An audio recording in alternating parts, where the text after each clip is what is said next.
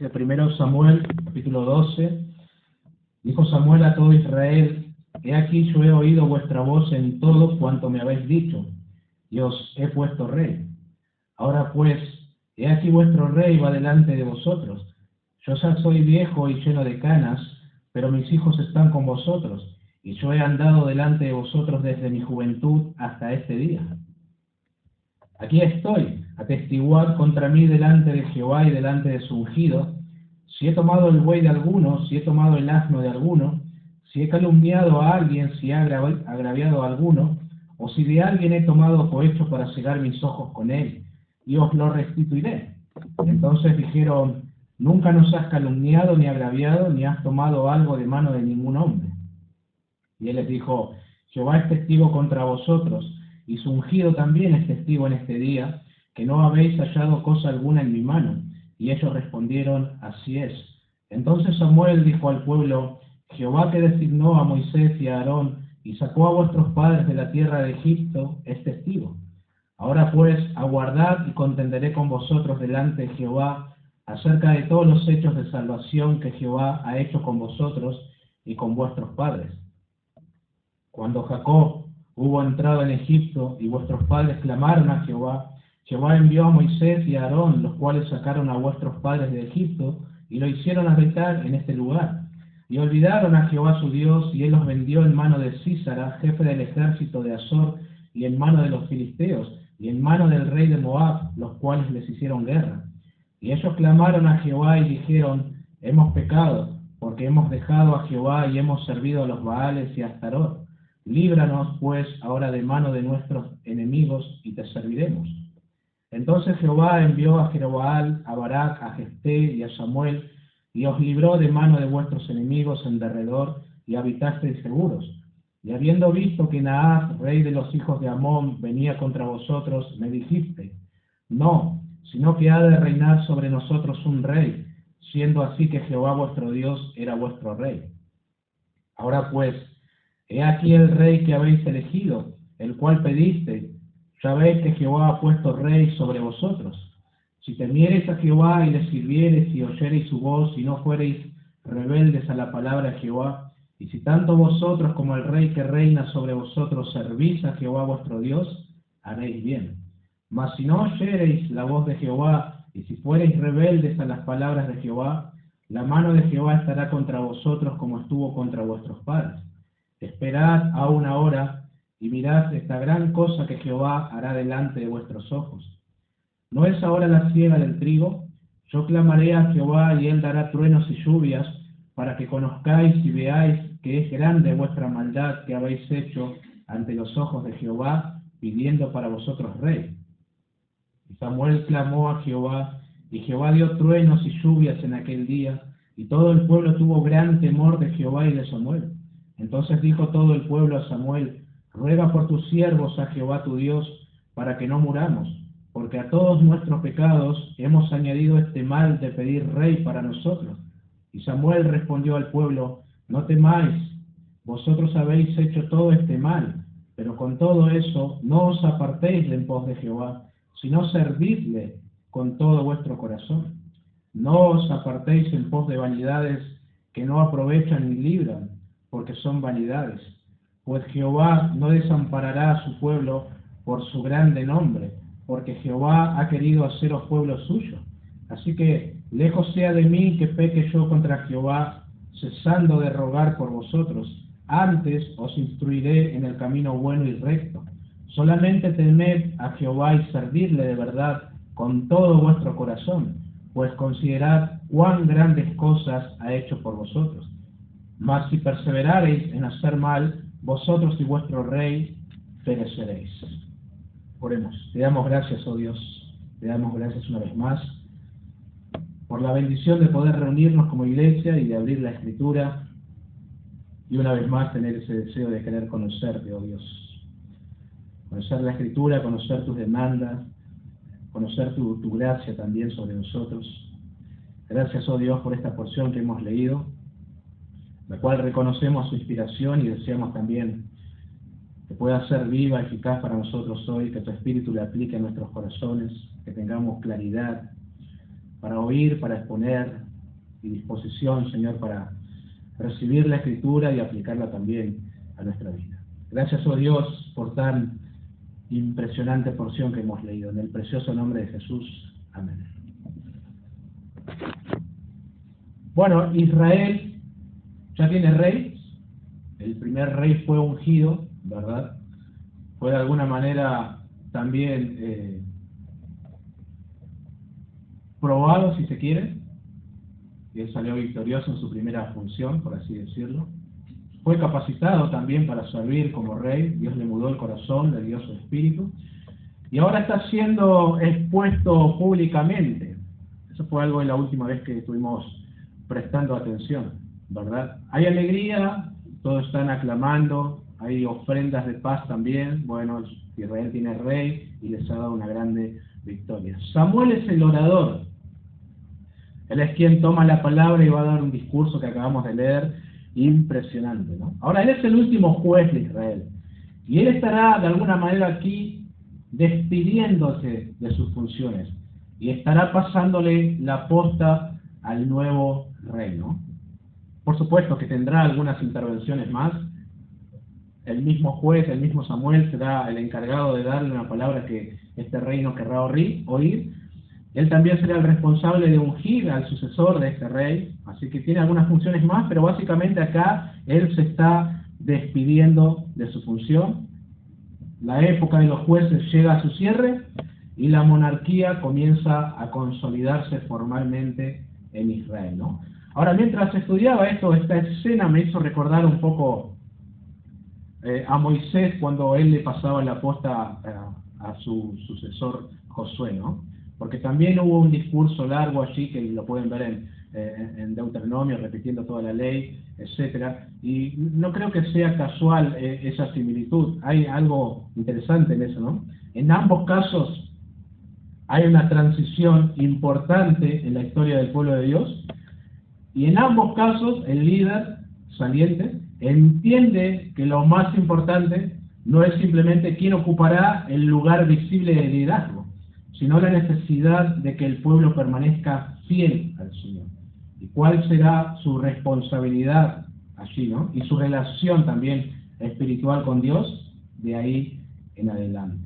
Ahora, hermanos, esta porción no es simplemente, no está escrita aquí, ¿verdad?, para contarnos solamente cambios administrativos, cuestiones que tienen que ver con la política, la parte militar de Israel. Lo incluye, por supuesto, pero no es solamente eso. Samuel no aparece acá simplemente para entregar un cargo. Él aparece aquí como un profeta del Señor para interpretar teológicamente lo que está sucediendo ahí, ¿no? Israel tiene rey, la transición ya comenzó, pero el pueblo necesita entender algo muy importante y fundamental, ¿no? El hecho de tener rey no elimina su responsabilidad delante de Dios. Y justamente por eso he titulado este mensaje Claves para que el pueblo de Dios permanezca firme, porque ese es el gran asunto del capítulo. Samuel va a dejar en claro qué es lo que verdaderamente sostendrá al pueblo o le destruirá si no hace caso, ¿no? No será principalmente el talento del rey, la estructura política que anda a armar, ni el poder militar, sino la relación espiritual con Dios. He subrayado eso en mis notas porque me parece que es importante y lo voy a mencionar un par de veces, ¿no? Por eso a lo largo del capítulo Samuel mostrará la importancia del liderazgo íntegro, la necesidad de recordar la fidelidad de Dios, el peligro de reemplazar la dependencia de Dios por recursos humanos y el llamado permanente a vivir en temor y obediencia al Señor, entre otras cosas, ¿no? La porción se aplica muy bien a nosotros, los creyentes en Cristo. Por eso que nadie diga, esto no tiene nada que ver conmigo, no, porque también nosotros, al igual que Israel, tendemos a pensar que la estabilidad espiritual depende de algunos factores externos, ¿no? ¿Quién lidera? ¿Cómo están las circunstancias? ¿Qué tan favorable es el contexto? ¿O qué tan ordenadas parecen estar las cosas alrededor? Pero la Escritura una y otra vez nos muestra que lo decisivo es nuestra relación con Dios. Eso es lo que te va a sostener, ¿no? Eso era cierto para Israel, sigue siendo cierto para la iglesia, ¿no? Pero veamos con la ayuda del Señor 3, podría haber sido más, pero no quiero salirme mucho de 3 puntos. 3 claves para que el pueblo de Dios permanezca firme. En primer lugar, un pueblo firme necesita liderazgo íntegro delante de Dios. Esto comprende los primeros 5 versículos. Y con este primer punto no estoy contradiciendo lo que acabo de decir, ¿verdad? La estabilidad espiritual del pueblo no puede descansar finalmente en quien lidera. El fundamento siempre será la relación del pueblo con Dios. Sin embargo, eso no significa que el liderazgo sea irrelevante, ¿no? No lo es. Para algo Dios lo establece. Todo lo contrario. La Escritura muestra una y otra vez que un liderazgo íntegro es una bendición enorme para la firmeza espiritual del pueblo de Dios. Y eso es lo que vemos con Samuel aquí, ¿no? Él, antes de retirarse de sus funciones públicas como juez y profeta, él hace algo muy interesante. Expone públicamente su vida delante del pueblo. Prácticamente abre espacio para que cualquiera presente una acusación legítima contra él. ¿A quién he defraudado? ¿A quién he oprimido? ¿De mano de quién he tomado soborno? Pregunta Samuel. Y la respuesta del pueblo, contundente, ¿no? No nos has defraudado, ni nos has oprimido, ni has tomado nada de mano de ningún hombre. Qué testimonio, queridos hermanos, ¿no? Ahora, Samuel no está diciendo que él fue un hombre perfecto, por supuesto, ¿no? Tuvo sus errores, pero sí está dejando en claro que ejerció liderazgo con integridad, honestidad y temor de Dios. Y noten en qué contexto saca a relucir su integridad, ¿no? Israel viene de ver a los 2 hijos del sacerdote Elí, que se habían corrompido, y por su culpa también el pueblo menospreció las ofrendas de Dios. E incluso los 2 hijos de Samuel también se habían corrompido. Ellos sí tomaban cohecho, ellos sí sobornaban, ellos sí pervertían el derecho. Entonces el contraste todavía más interesante, ¿no? Samuel se retira del liderazgo con la conciencia limpia delante de Dios y delante del pueblo. Y noten que Samuel menciona cuestiones que tienen que ver con la moral y la justicia, ¿no? Con integridad en el ejercicio de su liderazgo. Habla de defraudar, oprimir, aceptar sobornos, pervertir el derecho. No está hablando si alguna vez él no pudo saludar a alguien, se le escapó, si en algún momento estuvo demasiado ocupado para resolver un caso inmediatamente, ¿no? O si no pudo satisfacer todas las expectativas personales de la gente. El énfasis está en algo mucho más serio, ¿no? Si utilizó su posición para beneficiarse pecaminosamente o para dañar al pueblo. Y eso sigue siendo muy importante el día de hoy. Muchas personas tienden a evaluar el liderazgo de alguien sobre la base de preferencias personales, simpatías o cuestiones secundarias. Y eso es la norma para ellos. Pero la Escritura pone el foco principalmente en el carácter, la integridad y la fidelidad delante de Dios. Por favor, no confundamos una cosa de aquellos que ejercen el liderazgo. No confundan personalidad con carácter. Muchas veces se comete ese error y se evalúa el liderazgo de alguien por su personalidad y no por su carácter, que es lo que la Escritura demanda. En 1 Timoteo 3, cuando presenta los requisitos para los obispos, no habla de un carisma natural, o si es chistoso y alegra a la gente. No habla de eso, habla de fidelidad, madurez espiritual, dominio propio, integridad. Esas cosas deben ponerse en la balanza y no cuestiones intrascendentes, ¿no? Ahora, qué tremendo que el mismo pueblo pueda corroborar estas cosas que Samuel está describiendo de su integridad en el ministerio, ¿no? Porque una cosa es decirlo y otra que el mismo pueblo pueda avalar que sí, anduviste de esa manera, ¿verdad? Pero sin embargo, todos dicen, no hay nada contra ti aquí, Samuel. Hay alguien en el Nuevo Testamento que hizo una pregunta semejante a la declaración de Samuel. ¿Quién es? Jesús. ¿Quién de vosotros me redarguye de pecado? ¿No?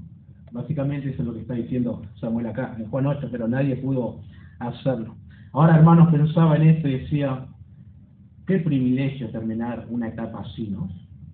Él comenzó desde niño sirviendo en el templo. Él dice, ahora ya tengo canas, estoy viejo.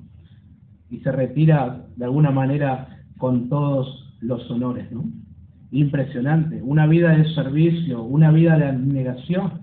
Y qué necesario sigue siendo para el pueblo de Dios. Porque el liderazgo no solamente enseña con palabras, sobre todo lo hace con el ejemplo, con la conducta, como en el caso de este hombre, ¿no?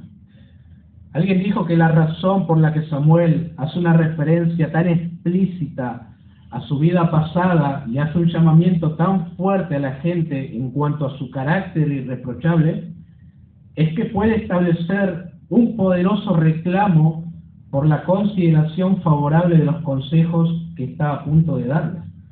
Sin duda, el valor de un consejo depende simplemente de su propia excelencia intrínseca, pero el efecto de un consejo depende en parte de otras cosas. Depende en gran medida de la disposición de la gente a pensar favorablemente en la persona a quien se le da el consejo. Samuel va a decir palabras también muy fuertes al pueblo, de alguna manera va a exponer otra vez su pecado, y siempre es necesario que el testimonio personal acompañe las exhortaciones. Sino como que las palabras pierden un peso moral, ¿verdad? Cuando decís algo que no estás viviendo. Podés decir cosas completamente bíblicas, podés hablar de verdades absolutas, pero la gente no te escuchará, o tendrá en poco tus palabras si no vivís lo que predicas. Eso es algo sencillo, ¿no? Es muy difícil llamar al pueblo a la obediencia cuando la propia vida contradice aquello que se está enseñando. Por eso los que enseñan deben procurar tener una vida íntegra y deben tenerla, ¿no? Eso fue lo que Jesús confrontó en varias ocasiones de los líderes religiosos en sus días. Dijo en Mateo 23, en la cátedra de Moisés se sientan los escribas y los fariseos. Así que todo lo que os digan que guardéis, guardadlo y hacedlo. Mas no hagáis conforme a sus obras, porque dicen y no hacen. Sin embargo, Pablo podía decir más adelante, ¿no?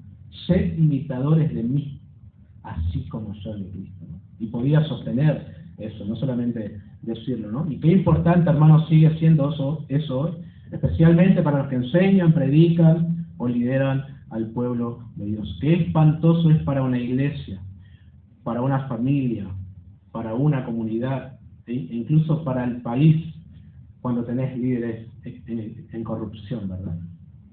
Qué tremendo es eso.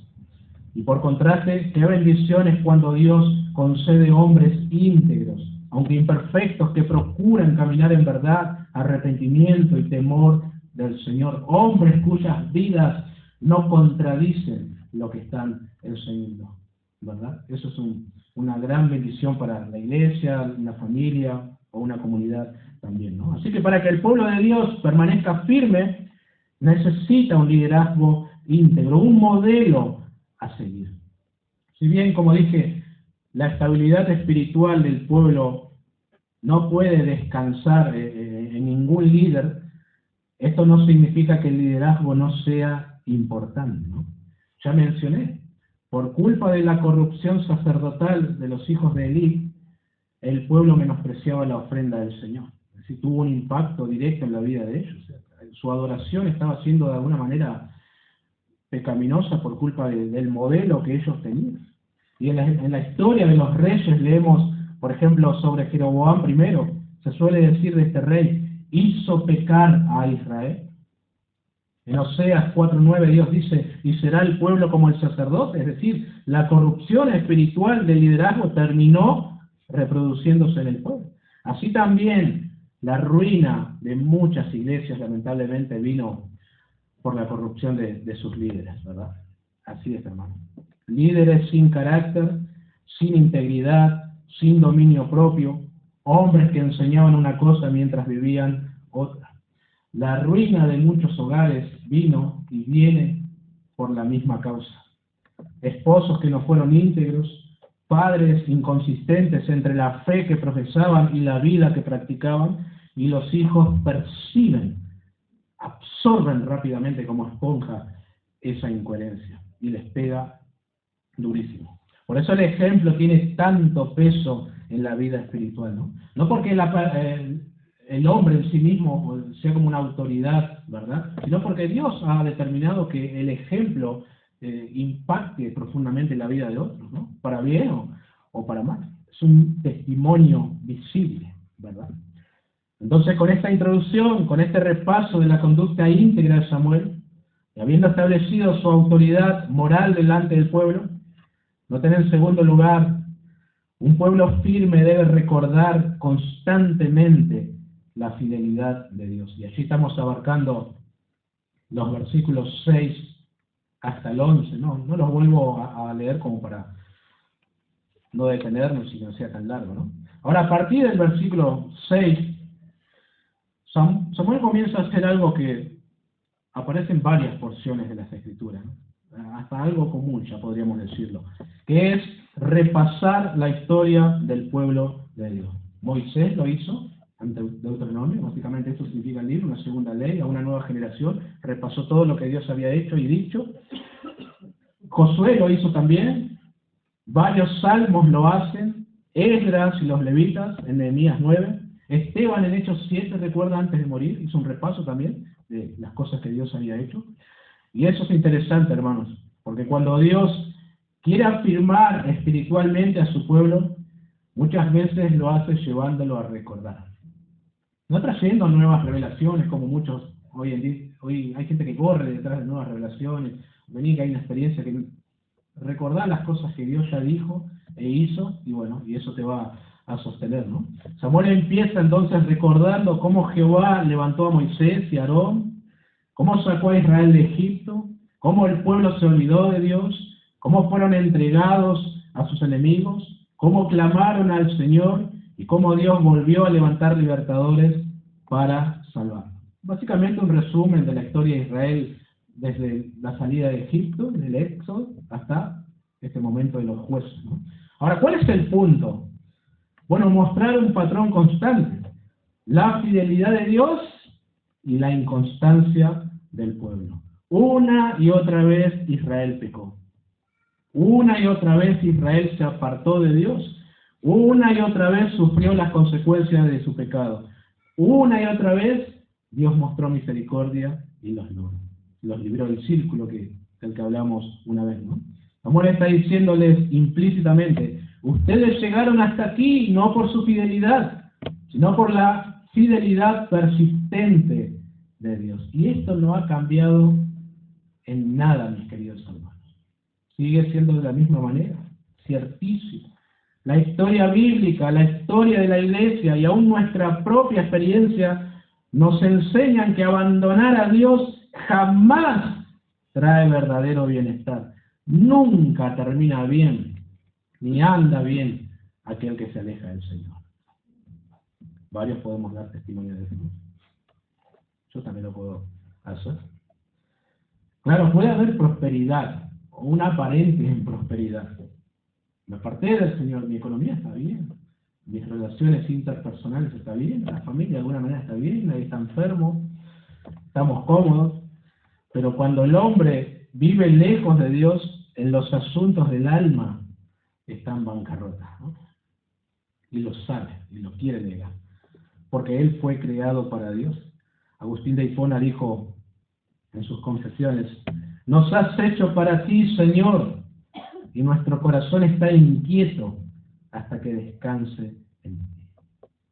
Ahora, lo más impresionante de la historia no es solamente la ingratitud de Israel, ¿verdad? De su pecado, del apartarse. Tampoco es simplemente que vuelva el pueblo a clamar a Dios. Lo que impacta realmente es la fidelidad inmutable de Dios. No cambia. Y sigue siendo igual y sigue dispuesto a perdonar, firme en su carácter. Eso encaja perfectamente con ese principio que permea por todo este libro. Yo honraré a los que me honran. Los que me desprecian, serán tenidos en poco. Así es Dios. Dios disciplina el pecado. Dios toma en serio la rebelión, pero también responde con misericordia cuando hay quebrantamiento genuino, ¿no? Por eso la Escritura dice, Salmo 51, el corazón contrito y humillado no despreciarás tú, oh Dios. Hablando antropomórficamente, como si fuera algo más fuerte que Dios, eso, ¿verdad? Esta es la parte que lo supera a Dios. Él no se puede aguantar cuando un pecador se humilla y reconoce su condición y viene a Él, como que dice esto. Tiene que perdonar. Su carácter es así, y perdona y es fiel y lo recibe otra vez.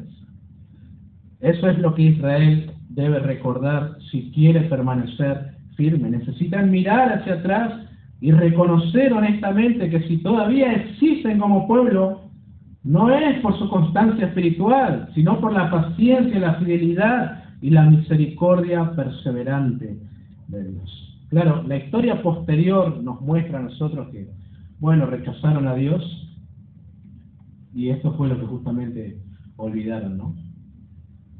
Pacto que Dios había hecho con ellos y que Él es fiel. Olvidaron las obras de Dios, olvidaron sus libramientos, olvidaron su pacto. Y cuando un pueblo olvida la fidelidad de Dios, tarde o temprano comienza a apartarse de Dios, ¿no? La historia se repite, hermanos. Noten estos versículos de advertencia, de Deuteronomio 8, 11 al 14, parafraseando. Cuídate de no olvidarte de Jehová tu Dios.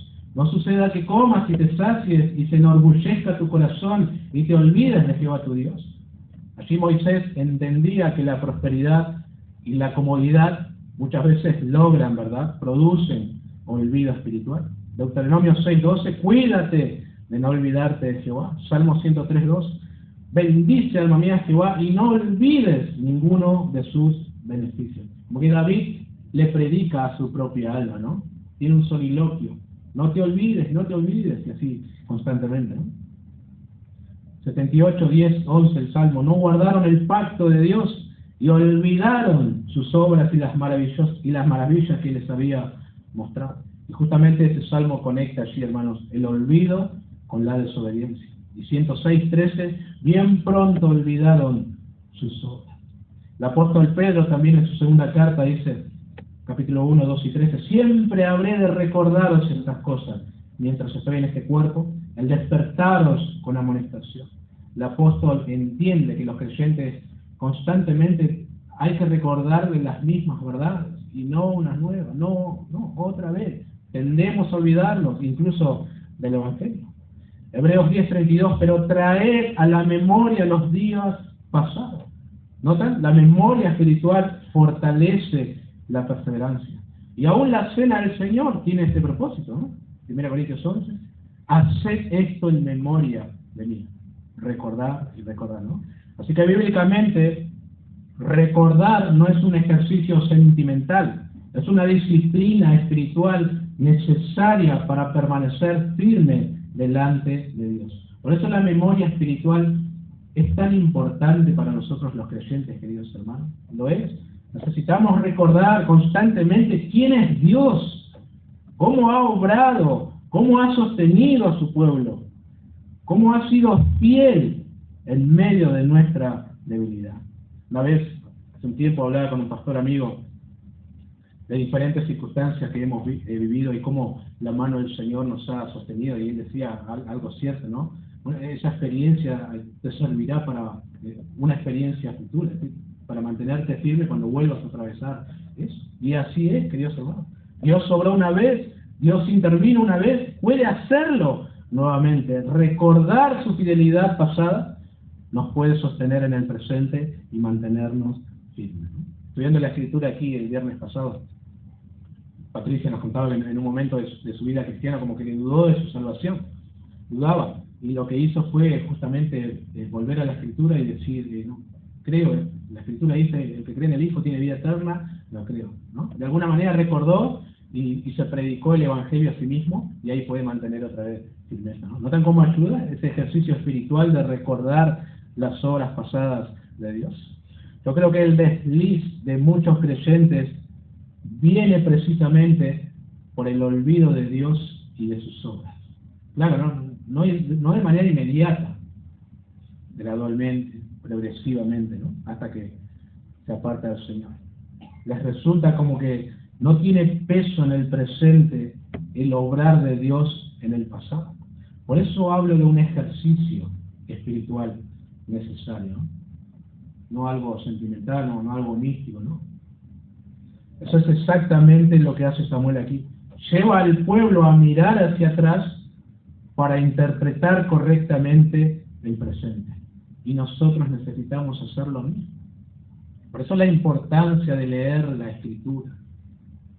Ver cómo Dios obró en el pasado y así va a obrar ahora también. A lo mejor las formas son diferentes, pero la fidelidad sigue siendo la misma. Y eso te sostiene y seguir caminando firme, ¿no? Bueno, en tercer lugar, un pueblo firme debe vivir en temor, obediencia y dependencia de Dios. Y aquí estamos contemplando los versículos 12 hasta el final, ¿no? Acá vemos que claramente la sección, hermanos, gira alrededor de la misma idea central. El futuro de Israel dependerá de su relación con Dios. Ellos y todos nosotros necesitamos lo que se enfatiza en los versículos 14, 20 y 24, ¿no? Israel ahora tiene rey, ahora tienen una estructura monárquica, ahora hay un nuevo escenario nacional, pero Samuel deja en claro que nada de eso será suficiente si el pueblo no vive en temor, obediencia y dependencia del Señor. Eso es precisamente lo que se enfatiza en los versículos que acabo de mencionar, ¿no? Si temiereis a Jehová y le sirviereis, no os apartéis de en pos de Jehová, solamente temed a Jehová y servidle de verdad con todo vuestro corazón. Estudiando esto se me hacía como escuchar la voz de Salomón en ese tiempo en el cual él estuvo apartado de alguna manera de Dios. Recuerda que las mujeres, sus muchas mujeres, su propio pecado lo había apartado de Dios, y después es él escribiendo el libro de Eclesiastés, ya como volviendo en sí, dice, el fin de todo este discurso es este: teme a Dios, guarda sus mandamientos, porque esto es el todo del hombre, ¿no? En estos imperativos aquí que mencioné está el corazón del pasaje. Por eso Samuel les recuerda que aunque ahora tienen rey, Jehová sigue siendo el verdadero rey de Israel. El problema, hermanos, nunca fue simplemente la existencia de la monarquía. El problema fue el corazón incrédulo que comenzó a descansar más en recursos visibles que en Dios. Ahora es cierto, pecaron, lo que le dice Samuel. Hicieron mal, hicieron, como dice mi hijo, tremendamente malísimo. Ya está. Pero eso no es el todo. Samuel clama por una señal. Dios envía truenos y lluvia. Eso es interesante porque es la época de la cosecha. En esa época no llovía, por supuesto. Ahí está la señal, ¿no? Pero es una señal del pecado del pueblo. Y ellos terminan reconociendo su maldad.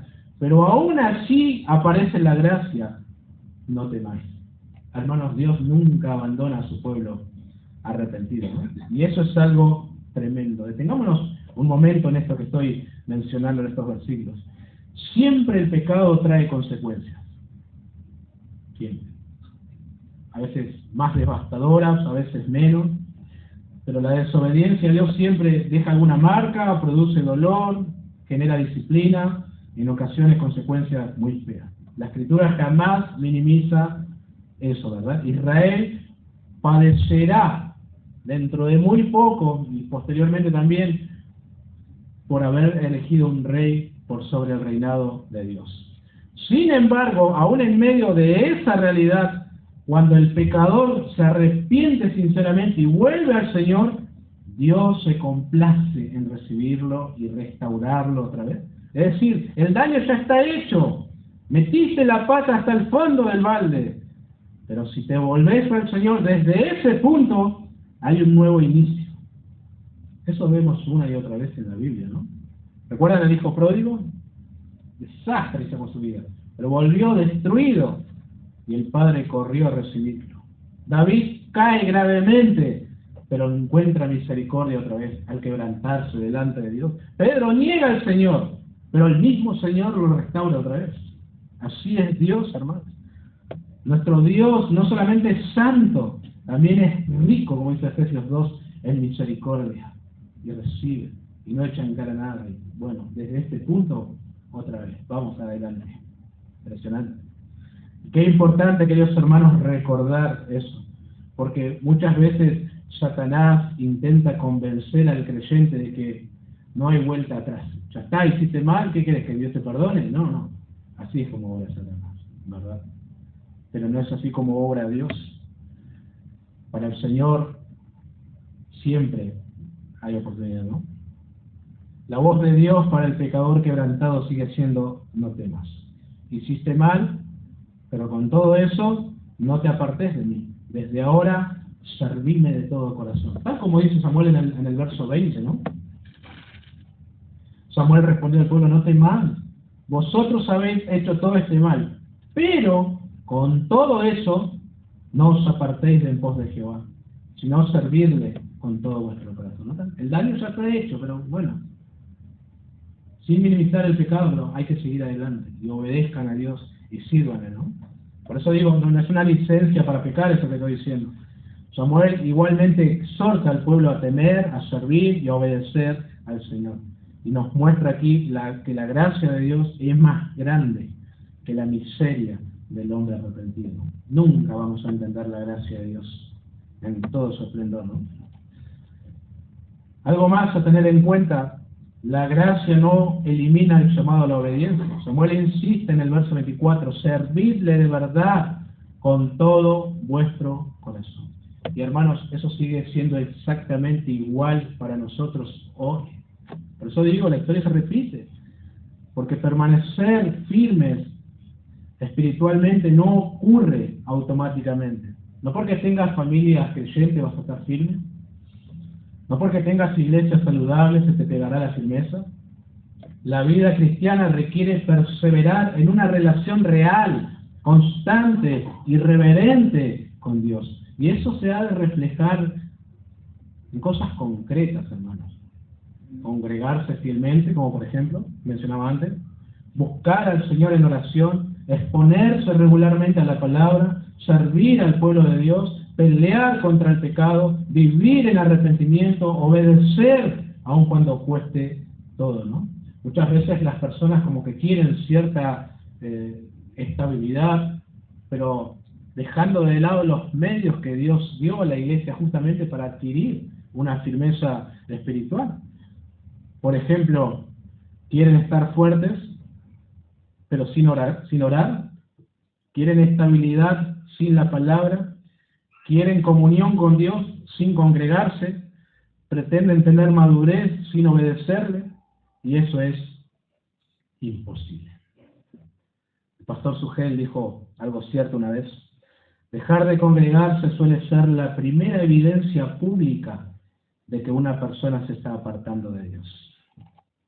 Lamentablemente me ha tocado ver muchos casos de personas apartándose del Señor. La mayoría de los casos fue la crónica de una muerte anunciada. Es decir, no me tomó por sorpresa, ya la veía venir, como quien dice, ¿no? Primero dejaron de venir a los cultos regularmente. Luego comenzaron a detenerse en detalles. Ay, amor, el pastor usa siempre los mismos zapatos. Detalles, como quien dice, cosas secundarias. Acá esto se podría haber hecho de otra manera, etc. Luego creen que esas cosas secundarias son primarias y que tienen peso. Finalmente terminan convencidos de que quedarse en la casa es la mejor opción. Total, estoy cerca igual de Dios. Así obra el diablo y así de engañoso es nuestro corazón, ¿no? Pero Samuel está diciendo exactamente lo opuesto. Un pueblo permanece firme, o un creyente, si quiere hacerlo de manera personal, cuando vive en temor, servicio y dependencia continua del Señor. En palabras sencillas, si vos querés que te vaya bien en los caminos del Señor, tenés que estar cerca de Dios, inmiscuido en sus asuntos. Me llama la atención eso de servirle de todo vuestro corazón. No de una manera superficial, no de una manera religiosa, mediocre, no por compromiso ni por obligación, no para ser visto, de todo corazón. ¿Y qué necesario sigue siendo eso para nosotros hoy? Necesitamos creyentes verdaderamente involucrados en los asuntos del reino de Dios, congregándose fielmente, sirviendo a los hermanos, orando con la iglesia, buscando la palabra, participando de la vida de la iglesia, usando sus dones, peleando contra el pecado, procurando crecer espiritualmente, porque es así como Dios sostiene a su pueblo. Él estableció los medios para que el creyente o la iglesia en general tenga firmeza, ¿no? Noten algo más del versículo 24.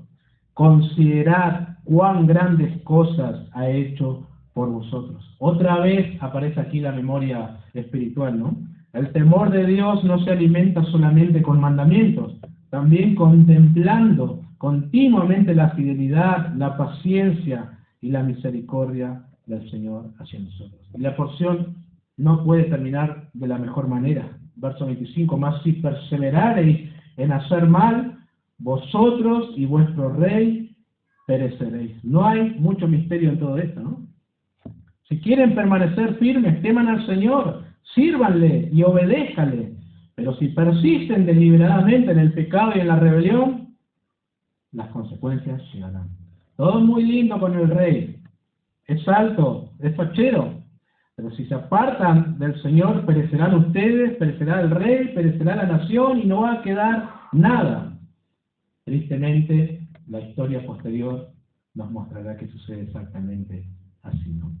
En aquellos que confiaron no le pudo sostener, ¿verdad? Y Israel va a ir por ese camino de rebeldía y terminará bajo juicio hasta hoy, ¿verdad? Pero tampoco debemos ignorar Romanos capítulo 9, 10 y 11, ¿no? Porque aún allí, detrás de la disciplina y el endurecimiento parcial de Israel, sigue obrando la fidelidad soberana de Dios conforme a sus promesas y propósito redentor, ¿no? En conclusión, Samuel se despide, establece un estándar moral para el liderazgo, anima al pueblo a no olvidarse de la historia, de la fidelidad de Dios en tiempos pasados, y exhorta al pueblo a temer, obedecer y servir a Dios para que les vaya bien. Nada ha cambiado en el día de hoy, hermanos. Lo que acabo de mencionar del Antiguo Testamento se refleja otra vez en el Nuevo. El liderazgo sigue estando bajo el mismo estándar: integridad, carácter piadoso, fidelidad delante de Dios. Por eso 1 Timoteo 3, Tito 1, enfatizan tanto el carácter del hombre como aquellos que, han de liderar el pueblo de Dios, ¿no?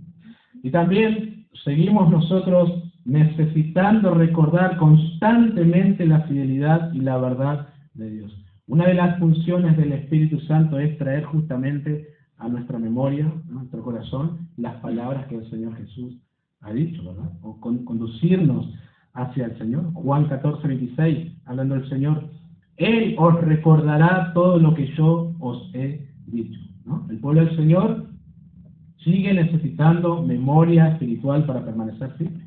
Y finalmente, también el Nuevo Testamento insiste en vivir en temor, obediencia y perseverancia delante del Señor. Pablo dijo a los filipenses: ocupaos en vuestra salvación con temor y temblor. El Señor dijo: permaneced en mí. Y Pedro exhorta a ser sobrios y velad, ¿no? Entonces, el pueblo del Señor sigue necesitando un liderazgo íntegro, sigue necesitando recordar la fidelidad del Señor y sigue necesitando perseverar en temor y dependencia de Dios. Ese es el camino a la firmeza espiritual. ¿Cuántos quisieran un atajo aquí? Pero no lo hay, ¿verdad? Ese es el único camino. Ahora bien, hermanos, que nadie crea que la firmeza depende exclusivamente de nuestra fidelidad. De ser así, nadie se mantiene en pie, ¿no? El mismo versículo 22 nos recuerda: Jehová no desamparará a su pueblo por su grande nombre. Nuestra perseverancia descansa finalmente en un Dios que permanece fiel a su pacto, paciente con su pueblo y abundante en misericordia. Pregunto para finalizar, queridos hermanos, ¿dónde está descansando nuestra firmeza espiritual? A lo mejor nosotros no pidamos un rey, ¿no? No lo necesitamos. Pero muchas veces hacemos exactamente lo mismo que Israel en otra forma. Hay muchas cosas en las cuales podemos descansar, pero solo una te sostiene: permanecer cerca del Señor y caminar en sus caminos. Asegúrate de tener una relación con el Señor. Asegúrate y fomenta el crecimiento de esa relación, ¿no? En adoración, en oración, búsqueda, exposición. Bueno, los medios que el Señor nos dio. Gracias te damos, oh Dios, una vez más por la Escritura. Qué didáctica, qué instructiva es para nosotros, oh Dios. Pero aún así no quiero detenerme en eso, sino en tu carácter, oh Dios. No solamente santo, sino fiel a tus promesas, misericordioso, dispuesto a recibirnos cuando nos hemos apartado de ti. Ayúdanos, oh Dios, a que estas verdades penetren en nuestro corazón. En el nombre de Jesús. Amén.